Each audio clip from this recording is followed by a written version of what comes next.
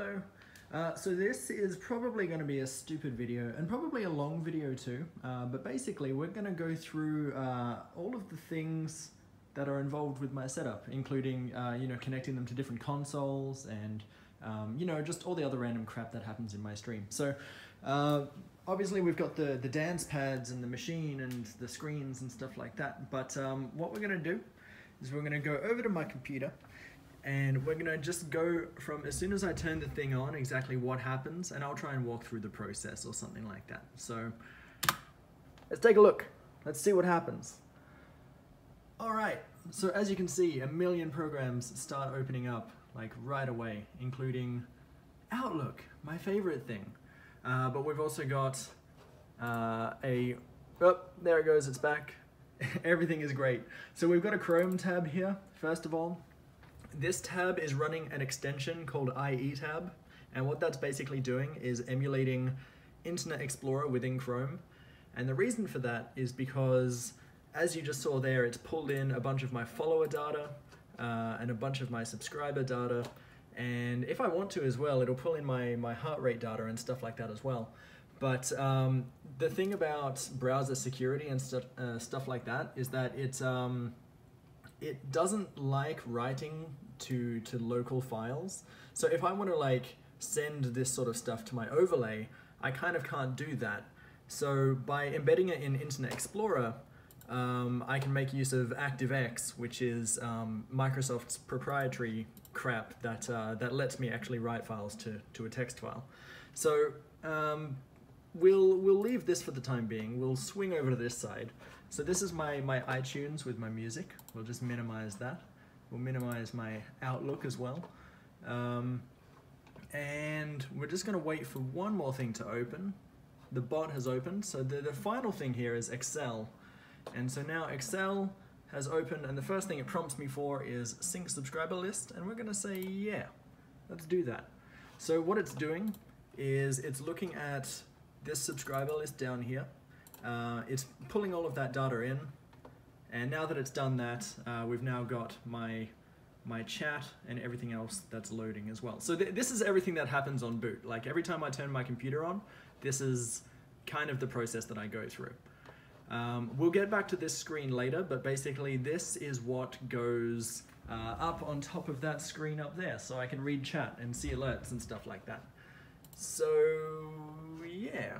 I think the first thing I'll do here is just open up OBS, and that should appear over here on the right hand side. There we go. It's me! Good shit. Alright, so as we can see here, every time I talk, this waveform is bouncing up and down. Typically, you're not supposed to do it this way. You're supposed to use the stereo mix on the computer, but the difference with my setup compared to most is that I actually have two speaker systems plugged in. And if you have two speaker systems plugged in, stereo mix doesn't know which one to target and just doesn't work for either one. So just down here, we've got, my main PC speakers, which is, what I use for all of the audio here. But then if you look over here as well, we've also got, speakers just down to the left and just down to the right of DDR there as well. In addition to the DDR speakers themselves, because DDR actually runs on this machine, but all of the games and stuff that I play run on the computer that go through these speakers instead. So, anyway, it's stupid. So instead, I've got everything going through this mic right here. So if I just tap on that mic, it does a bunch of stuff. And, as soon as I hit play for music,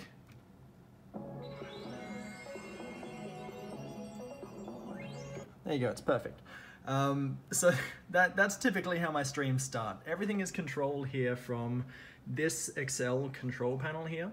So if this says anything aside from stream starting soon, let's change it to say switching game, then it'll load everything in. Likewise, if I change the game mode over here from, say, in the groove, which is what we've set now, if I go and change that to GameStomp, there we go. So now we've got a different layout completely. And so you know, up here, as you can see, we've got GameStomp front, rear, and face. So if I cycle through these, you'll see it cycles through the different camera angles. Oh, it's my face. It's my face again. And then likewise, we've got ITG front, rear, and face. But these ones don't line up quite as well because we don't have the ITG layout. So if I enable ITG again, and we're going to ITG front, you'll see that, you know, everything is nice and good and blah, blah, blah. Obviously the rest of everything else is blank because we haven't loaded anything yet, but you know, it gives you an idea of what's going on. So yeah, where are we gonna go from here? Let's find out. I'm gonna jump back to GameStomp real quick. So we're on GameStomp front. So this is all that you see here. It opens, oops, it opens GameStomp. So if I were to get rid of that, that gets rid of the whole overlay. But then you're probably wondering, well, what the fuck is this thing at the bottom? I have overlay here as well, so that if the overlay ever breaks, all I do is open the source and then click OK again, and that just reloads it. And that way it doesn't compromise any of the other assets that are there. So then we've also got, like each of these scenes, the only difference with them is the different webcam, really. So you've got webcam PC wall, which is that boy there. Then you've got, let's go to GameStomp rear. So we've got webcam ITG, which, I don't know, maybe I'll give it a different name. But if we swing around just behind me here, that's this guy here. He's got googly eyes, and I don't know, he likes watching everything, so that's great. And then obviously the third webcam is the one right up here in front of me.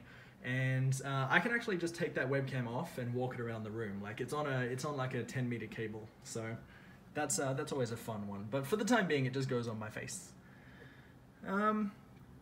So, how am I going to approach this? I don't even know. The way all of this stuff here works is that this sets my stream title, this sets my game, and then this sets the communities that I'm streaming to. Also, I need to change this. 21.0.1 is what I'm on at the moment. But I don't really do any OBS stuff, so that's irrelevant. Anyway, all of this stuff that I have here, what I can do is I can click this push to Twitch button, and when I do that, let's see, Twitch profile updated. Now, if I were to go to my channel, all of my channel's details would reflect that. So like I could just change this to say, I don't know, dicks. Wait, do I want to do that? No, I don't want to do that. But I could make it just say dicks, and then it will update as, you know, dicks on the other side as well. So when we were doing Pokemon a little while ago, I got people to vote on, you know, which Pokemon they wanted to have me start with. The way I do that is I just click on chat voting, and I'm just going to click it now, and you'll see over here. There we go, let's vote. And so it has the 3 emotes that I've specified here. You can see that there's a 4th, but because there's no text in there, it doesn't, like, you know, it doesn't mean anything. I'm going to add some text in there now. And if you look back over here, you can see there's a 4th option. So that's good. I can add and remove things as we go. It's great. So we'll get rid of that. You've seen the chat mini games in the past. That pretty much works the exact same way. So we've got Mystery Block and Panty Shot are the 2 games at the moment. The Bit Block is currently active. Oh crap, as of this video I'm gonna have to change the crit word so that people don't type that in chat and cause critical hits. Long story short, when there's charity events and stuff like that going through Twitch, I'll often change the crit word to be #charity, which is usually what Twitch uses. And so if you contribute bits with #charity, for example, any attacks that go on Monk Preston here would be critical hits instead. But yeah, when none of those promotions are running, I just put random gibberish in as the crit word. And this is also where I can set the base HP as well as the multiplier when, you know, a bit block actually gets killed. But at the moment, Monk Preston's going to be there for a while, so just ignore that. Let's see, we've got style down here. So if we, well, I'll click on this drop down. You can see that there's a whole bunch of stuff here. If I click on gentleman and then go over to Boo, there you go. It's as simple as that. So I'll delete that and it goes back to none. So that's all great. And then I can set how much he shrinks and how much he grows. as well as his size limit. So, you know, you've probably seen in the past where Boo will get really big but then get capped out, or he'll get really small but he doesn't, you know, quite shrink the full way. These are the limits that I've imposed on him, so that doesn't happen, basically. All of the stuff at the very bottom here is what's being pulled across from here. So if you take a look, just up there, 10,639 is my current follower count, and that's the number that we get down there. And then we do the same for hosts and subscribers. It says 97 points there because I don't include myself or my bot or any other people like that in my sub count. So, you know, that's why the 97 there differs from the 102 that it says down there. But, you know, what can you do? So, going further along the bottom here, we've got a whole bunch of different tabs. So, the first one that we've got here is games. This is actually, oops, that's the tags section. Let's just go across. This is actually where I specify all of the games, you know, that I might want to play, am currently playing, or, you know, what have you. So, like, everything that's been set as yes is something that I've completed. Oh! Shy Guy comes along if chat has been inactive for about 10 minutes. So I guess it's been about 10 minutes. That's good. And we've barely scratched the surface because I'm still just looking at this damn spreadsheet. But anyway, so we've got a whole bunch of different things here. Like we've got the width and the height, we've got the type of overlay it does, we've got the DDR layout that the game has and stuff like that. So you can see here for Celeste, you know, the layout that my overlay loads is PC Celeste, and that is what, that is what determines what buttons appear on the dance pad, for example. The width and height determine the actual aspect ratio, or, you know, like the general gameplay area. So if I were to go over to, let's do, say, I'll just type Nuz. If I type Nuz, it'll come up saying, a similar match was found for Pokemon Yellow Nuzlocke. Select this. No. How about Gold, Silver, Crystal Nuzlocke? Yeah, sure. So in doing that, it's now going to change all of this stuff. There you go. So now the width and height has changed to better suit the Game Boy. We've also got the Pokemon Party stuff appearing over here as well, and Boo has been changed to a Pikachu, because, you know, you got to style everything that way. So this is all controlled with the spreadsheet, and I mean I could go into further details about all of this, but just assume that like anything that happens in the stream happens from this. You know, from this particular thing here. So let's see, what else have we got? This far left thing here is my, I guess you could say, my variables. What this does is it has a whole bunch of things listed here. Everything from the current game to the current game that's been set in all the other game modes to let's see, how many games I've attempted and completed. Just a whole bunch of stuff. You know, crit words, the current bit block, all of the numbers that go into the thing. So let's say, for example, I change this bit ID by just adding a number. That's going to count as a change, and it's just going to repeat the last bit animation that we had.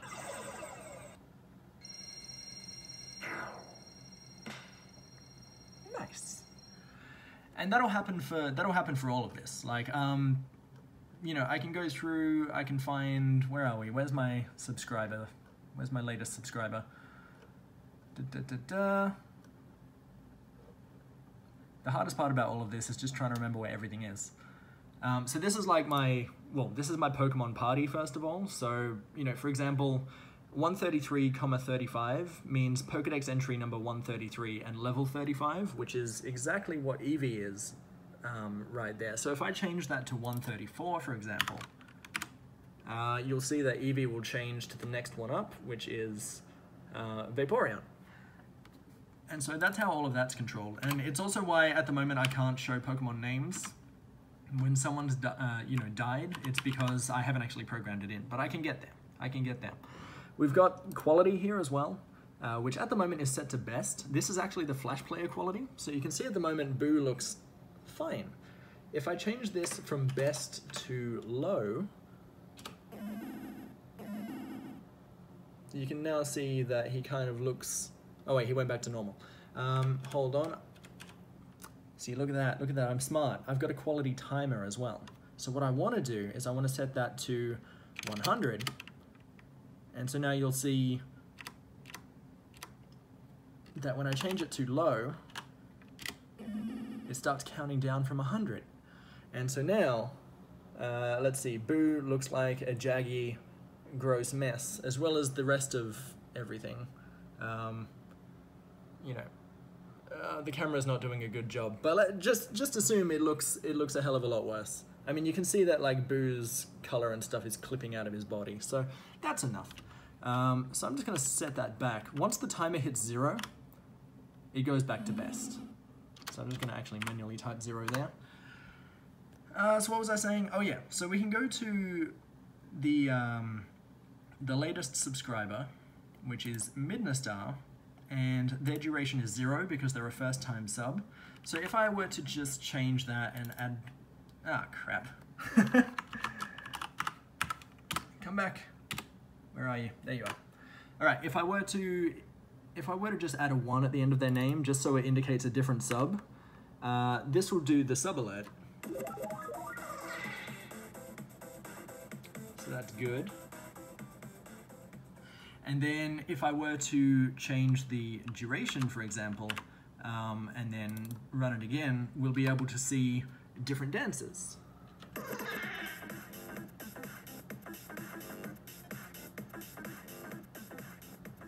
Yeah, and so that's basically how all of this thing works, is it checks for a change, and then based on the change, it'll do something weird or stupid. So yeah, I think that's pretty much all I need to cover there. We also have the slots as well. So you can see that this is constantly changing at the moment. What this is doing is it's outputting different slot results based on my sub emotes. So everything that has a star next to it here is a sub emote. And so all of these emotes here are being put into a list that's constantly changing. And then that's what's outputting the results of exclamation slots. And then there's obviously some winning outcomes as well, which is just to the right here, but you know, we'll get to that another time. The next one along is the bit block. So this is where I'm keeping track of everyone that has ever contributed bits ever.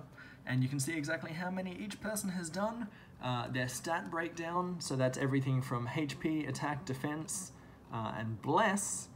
And only one person is blessed, which is Monk Preston, because he contributed so freaking much. But yeah, so I've got this whole list here as well. So everyone's stats are recorded. That's where the myblock command comes in.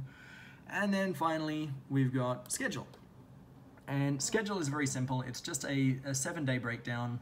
I mean, technically, I can add as many days in here as I want, or rather, I can add as many entries here as I want. So you can see there's 2 Thursdays, but one is at 4 p.m. and one is at 6 p.m. And this is what I use to update, you know, my schedule live. So let's take this for example. Tuesday is currently set to day off. Let's change that so it's set back to ITG. And Monday, we'll set it back to GameStomp. All right, and then I've got, you know, a choice of uploading promo GIFs, uploading schedule, or uploading everything. I'm just going to upload schedule, but the first thing I'm going to do is just load it so we can see. So yeah, here we go. So this is my schedule at the moment. You can see the 3 days off are sitting there. If I upload my schedule now, you can see there's a whole bunch of things that are just running at the bottom, and they've all disappeared now. So as soon as this timer hits 0, for the minute, it'll reload. There you go. And so now those days off have been filled in again. So for the most part, it's synced up within a minute or so. Maybe you have to wait a minute before it'll work out, but that's basically how it goes. You know, it's nothing super glamorous or special. It's just a thing I use. Okay. Well, that's how that's kind of how the spreadsheet and stuff works. I mean, you know, there's obviously quality of life things, like if I were to, I don't know, click on this section here, then it does that, you know. And then when that comes back, Boo starts doing the shout out. Let's see, I can click on the right one, or I can click on the top one. Oh, he's dying. He's dying, everybody. So yeah, there's a bunch of, oh, there it goes. I click things too fast. That was my problem. That was my problem. But I mean, you know, this thing isn't without its issues, obviously. So we've got a whole bunch of other things here. If I click API checking, what that's going to do is start looking at the Twitch API live, and so that'll start importing new sub data and stuff like that, and that's actually the button that triggers all of the alerts. So I keep that off while I'm offline, but as soon as I click start streaming, that turns on automatically. Same with chaos control. I've demonstrated that once on stream before, which starts randomizing my control scheme. Boo, do you mind? You done? Shout out to Pokehev Sim, who's been subbed for 3 months. What a guy. Doki Doki Panic is another one I mentioned, which is where it resets the game based on my heart rate. So you can see up the top here, we've got a heart limit. Basically, if my heart rate goes below 85 or above 115 for longer than 2 seconds, then it will reset the game. Otherwise, it just leaves everything as is. So, you know, just a bunch of stuff. There's just a bunch of stuff like that. You know, you get it. You get it. I don't need to explain this anymore. Let's move on to the fun stuff. So, like I mentioned, oh yeah, I've also set it so that if Pokemon is the active game, it brings my party up in front of me as well. So I guess we'll move on to the controller side of things. So obviously I've got a controller, a very dusty controller here on my desk actually, and I've got the same controller over there as well. They both do the same thing as far as functionality goes, but basically when I press the shoulder buttons here, that's actually what cycles through the list of Pokemon here. And then when I hit the bumpers, that's what levels them up. Or, oh, I have to press it again, or that's what levels them down as well. And then I can also press select on the controller to make the Pokemon evolve, but I'm not going to bother doing that because, you know, you get it, you get it.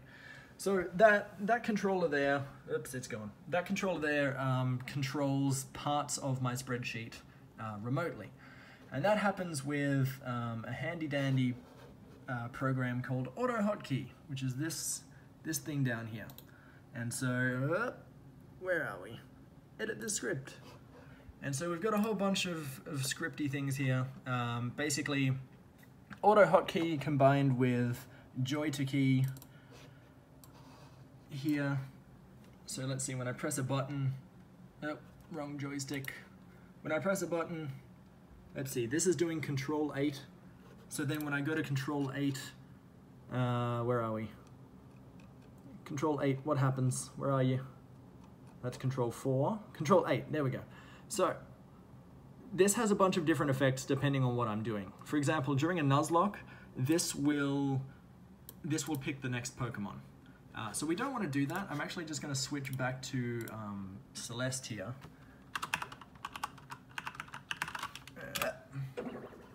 Yes, that is the game I wanted. Thank you. So we'll just wait for this to all update. Okay, so typically the button is used to change the camera angle to face. So when I press the button, it does face. And then when I press it again, I think it goes back to whatever the last selection was. Yeah, cool. So that's great. If Nuzlocke is selected, then it throws the Pokeball out, and that's what determines who the next Pokemon that I'm nicknaming is. So with Joy2Key, I've made it so that the controller has different functions depending on the game. So we've got everything here from using Nintendo DS. I think that toggles between whether or not I am using the mouse on the touch screen or not. We've got the same thing for the Wii remote. We've got the same thing for the hat and time as well. And then there you go, there's face and front for the webcam settings and stuff like that. And there's a whole bunch of these things that I've mapped, you know, separately and specifically. So we've got, you know, all of these other controller buttons. This one levels down, this one levels up, this one selects left, this one selects right, and this one evolves the Pokemon. And yeah, there you go. I won't go into that too much because, you know, there's a lot. So we'll go to the next part of this. So the first thing I typically do just before I start streaming is I turn on this top screen, which is just a blank screen.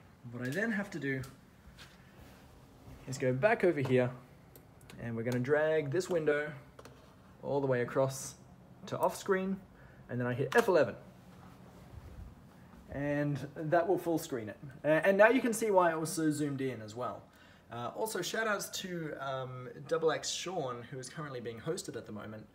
But yeah, so this is constantly showing whether I'm online. It's showing me my alerts in the sidebar. It's showing me my chat. And that's all I need, you know. Like when I'm standing, this is how far back I'm standing, by the way, because I'm looking at the gameplay there. And so I need to make sure that I can actually still read chat. And so that's why it's zoomed in so much, is so that you can just see from a distance all of that jazz. Okay, what's next? I guess we're almost at the point of turning the machine on. That's exciting. So jumping back here, we've got the chatbot. I'm not going to go into that because the chatbot is its own thing. We've got one program here called Synergy, which is constantly trying to connect to this IP address, which is the IP address of DDR. I'll get to that in just a moment. So I'll leave that there. This is audio router. This is what I use to route my audio to the other speaker while keeping, basically it just helps me separate my audio a bit. So if you take a look down here, you'll see just to the right of the speaker icon is a little, I guess, monitor icon. I can change that now so it's a different speaker icon. And what that's doing is it's changing audio devices when I'm pressing left or right on the D-pad here. So we're back on this. This is great. So what I'm going to do is I'm just going to quickly open up Steam. We've got Celeste here. I'm going to change the audio device, or rather, I'm going to just open it first of all.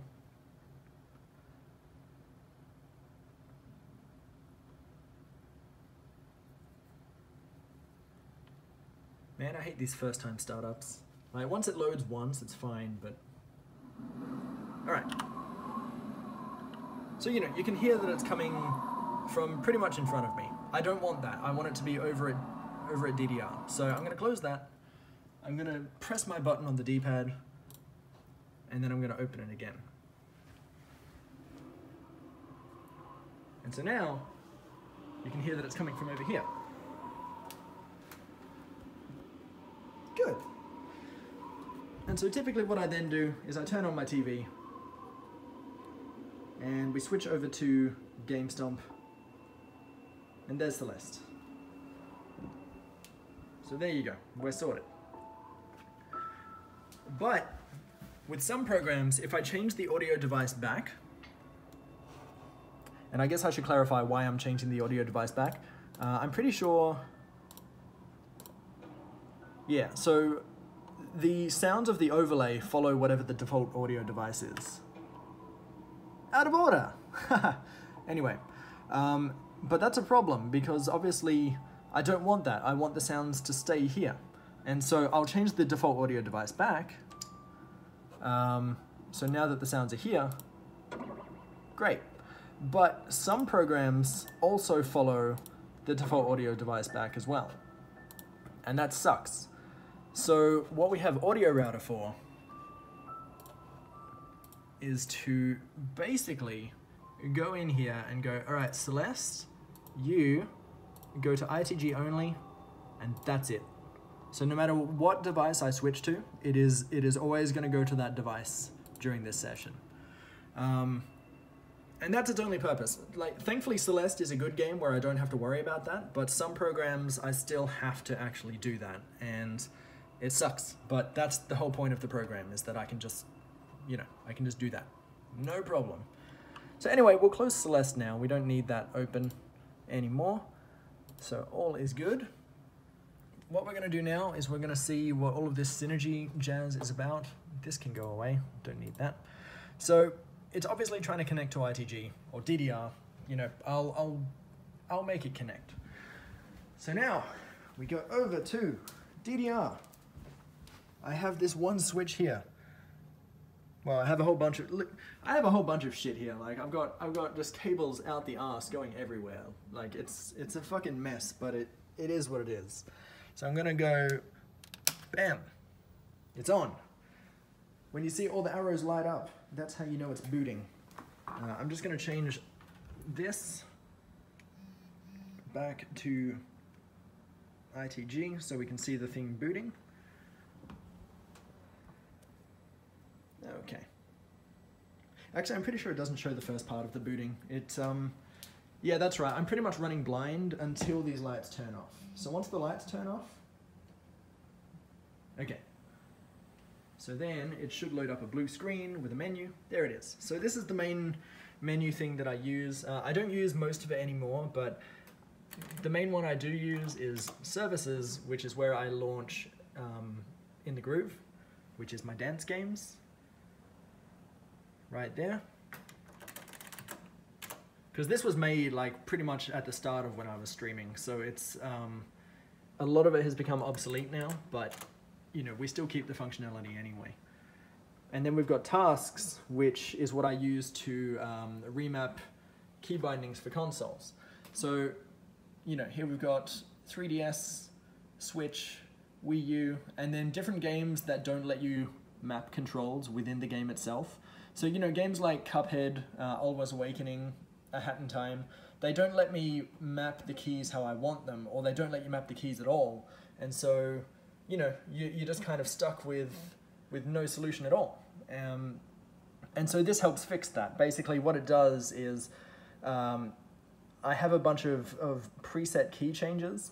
So, you know, if we look at the dance pad here, if down is down, for example, maybe I need down to actually be the letter X, because X is the only button that works with the game. So this would make down X, and it would do that for any other button that's necessary. In the case of A Hat in Time, I needed to map certain buttons to like numbers, and then I had auto hotkey converting number presses to mouse movements, for example, because that was the only way to properly move the camera. So, you know, there's a bunch of random crap like that, but I'll get to that in just a bit, I suppose. Anyway, we can ignore that now, because what we can do is we can go back here, and what we should see is that it's finally connected to the server. That's great. So I'll explain what Synergy is and why it's important to this whole setup. So the first thing we're going to do is just open up Notepad. There it is. All right, so we've got Notepad open up here. Now, if I step on the dance pad, you can see that nothing really appears here in Notepad. The way Synergy works is that it lets you move your mouse and your keyboard inputs between computers. So I've got a mouse down here, right? And you can see I've got the mouse cursor here. And what I can do is I can go off the left of this screen, and if we look just up here, it appears out the right of this screen. And so we'll move that mouse all the way across to there, which will go all the way over to there.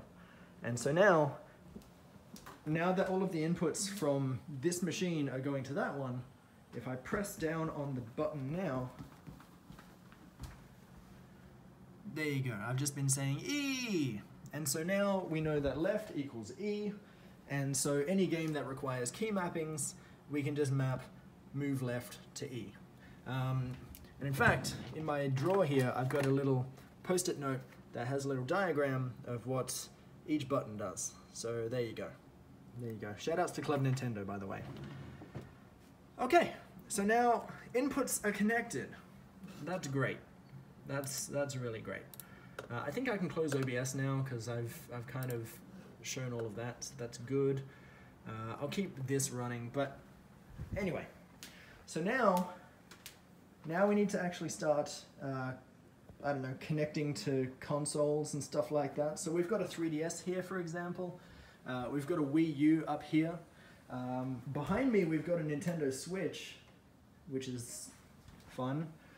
And yeah, so I guess we'll start with the little boy first. So the Wii U and the 3DS both use homebrew applications. Let's just turn on the 3DS. I love how you can just see my face in the top screen. That's great. And what we're going to do is we're going to go back to GameStomp, because that's important to us. Okay, so we've got the 3DS on down here. So what I have on here is Luma 3DS, and I think I have to hold L down and select to get to the debug menu. I'm going to have to put the phone down for this, aren't I? Are you kidding?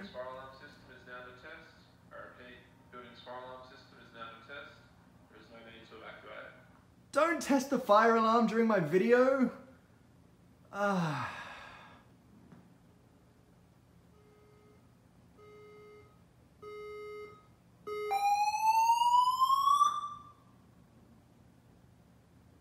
You done?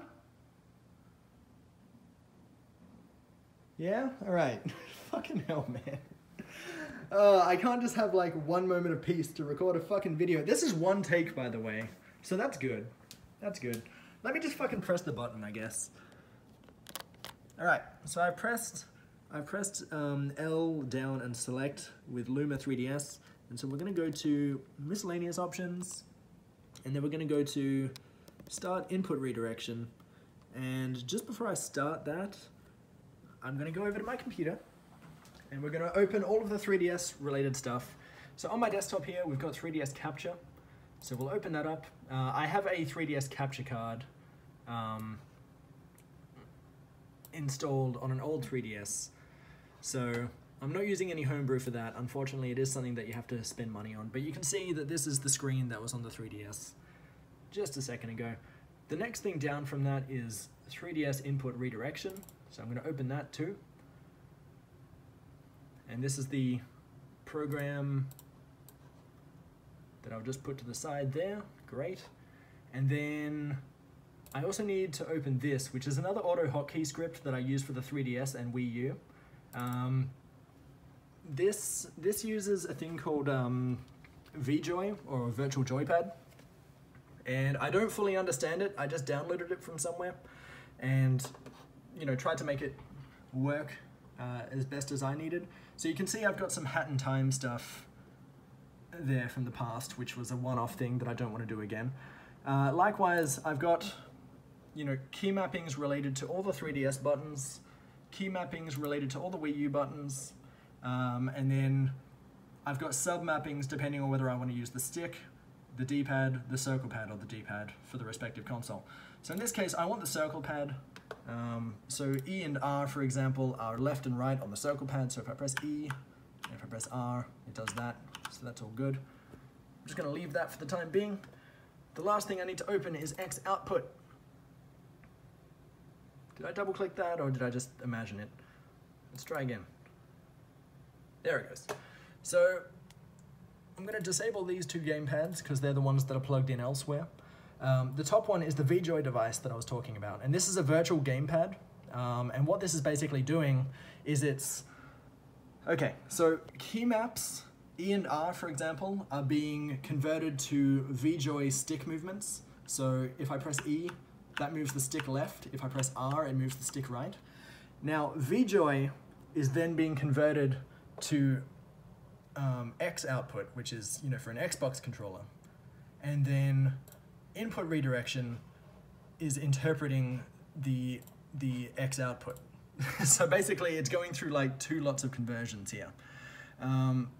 So I'm just going to quickly go back to the 3DS and we'll just get out of this menu. There we are. So we're back in there.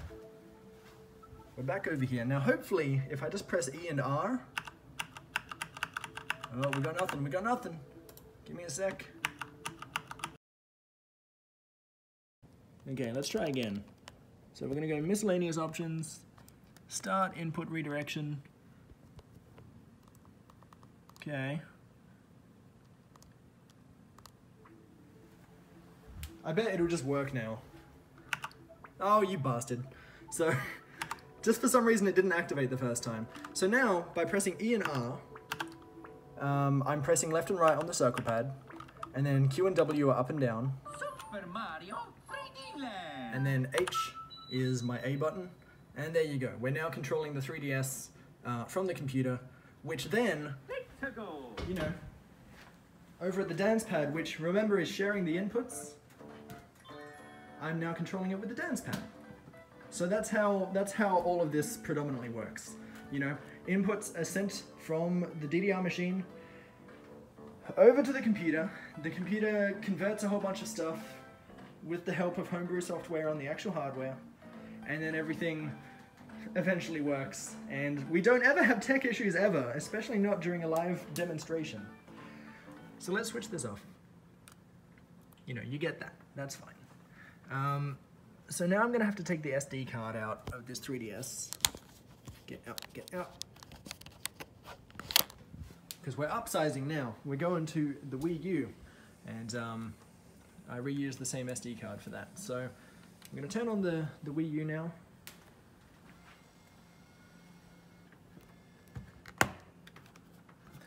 It has no disc in, so it's being a bitch.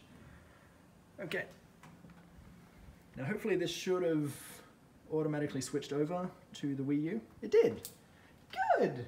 Everything's going great. Alrighty. So let's close all of the 3DS related stuff. We're going to keep VJoy open. We're now going to switch this over to Wii U buttons. And we can actually reuse a lot of these assets here. The only difference is that we've got a couple more things here. We've got Wii U HID to VPad, which I need to activate up here. So the first thing we'd switch on is Haxchi, because there's like two ways of doing Wii U homebrew stuff. You can either have it so that this stuff launches as soon as it boots, or you can just manually do it. And I don't give enough of a shit to cold boot it, so I'm just doing it manually. Okay. It's me. So next up, homebrew launcher. Let's go.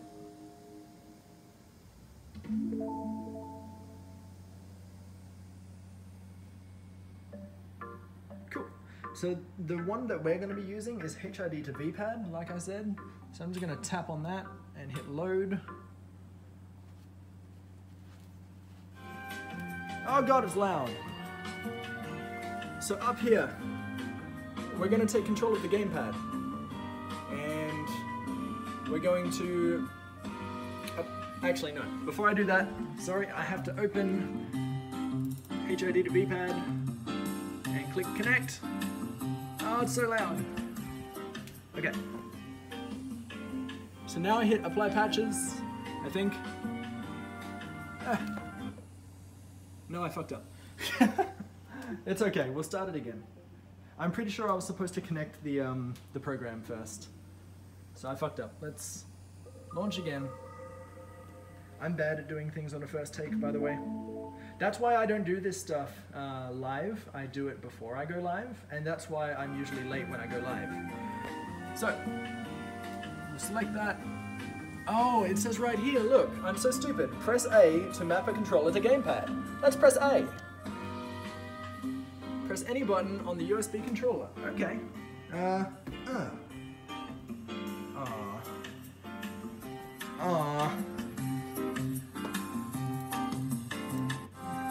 Let's try again. What have I done wrong?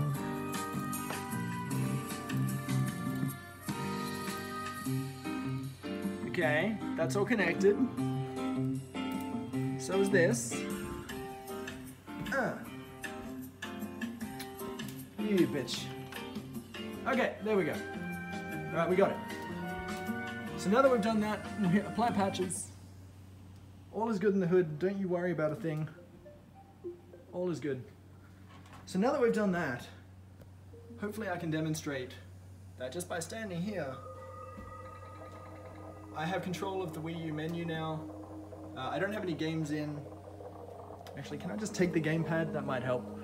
Give me this. Here we are. So, you know, by...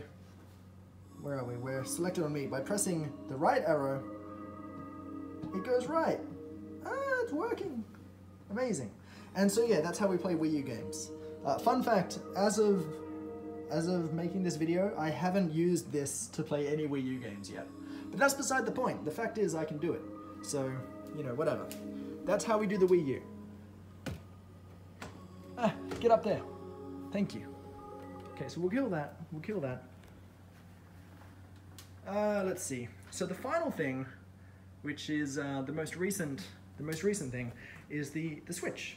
So behind me here, this is actually my living room, by the way, so you can see my couch and, you know, miscellaneous stuff. So amidst all this cable hell, there is an adapter down here, amidst all the dust as well, called the Titan 1. This is connected to my computer.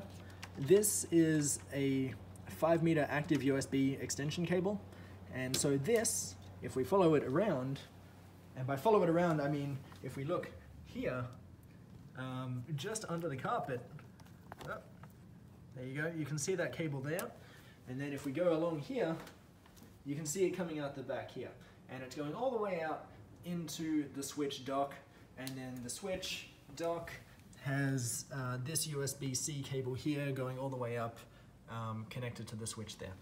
So yeah, that's how that works. In addition to that, we've also got a HDMI cable as well. So that plugs into the Switch dock, goes all the way under, you know, through there, through the back, up the side, and into this switch here. So like, this is where the, I think this is the Wii U, and then this is my computer, and then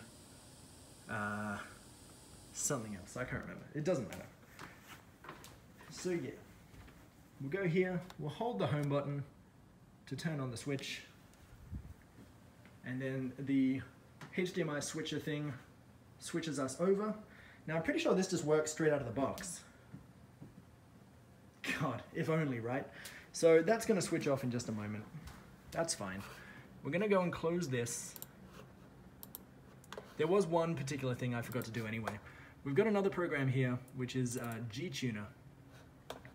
So I need to open up the Max Aim DI plugin here with my Nintendo Switch layout. So these are all my button mappings. And so you can once again see the G, H, J, K, and then E, R, W, Q.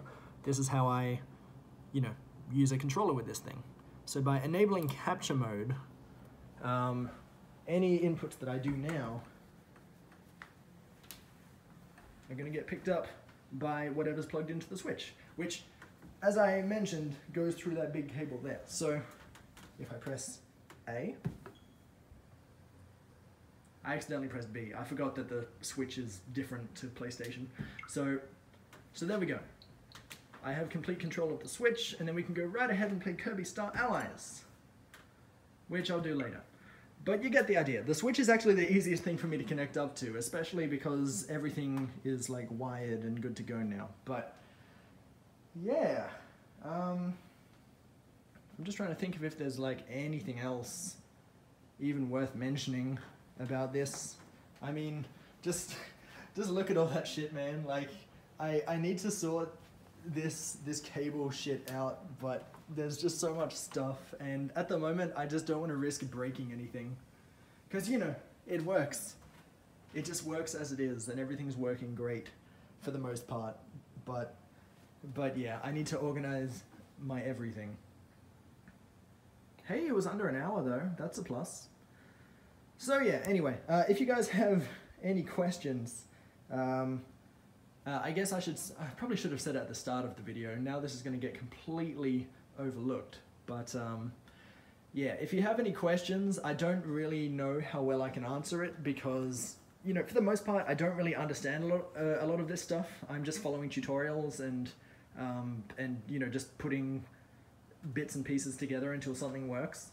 I don't recommend that you do anything the way I do it because, you know, I do it really stupidly. Like, don't use Excel for your alerts. Don't run adapters through everything everywhere. I mean, you can if you want, whatever works, but fuck, man, it's so bad. It's so bad. And when it breaks, there's no support. You have to, like, work it out for yourself, and yeah. Anyway, once again, shout outs to XX Sean for continuing to stream through this whole thing. What a champion. Go check out his Twitch channel. You won't be disappointed.